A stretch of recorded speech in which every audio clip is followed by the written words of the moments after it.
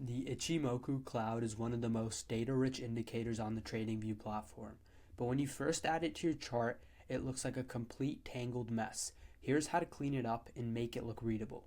First, click the Indicators tab at the top of the TradingView window right here.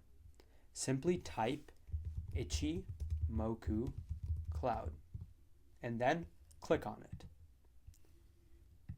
To fix this chaotic default view, double-click any of the indicator's lines to open the Settings menu and go to the Style tab.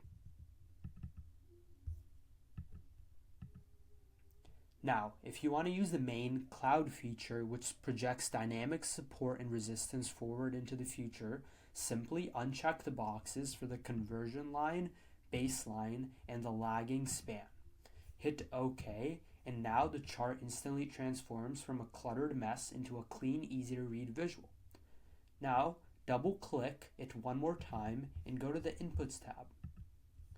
The default numbers you see here, 9, 26, and 52, were actually created decades ago based on a 6-day Japanese work week. Because today's markets operate on standard 5-day or 24/7 cycles, many modern traders prefer to change these outputs to 10, 30, and 60, so the data better aligns with the modern calendar.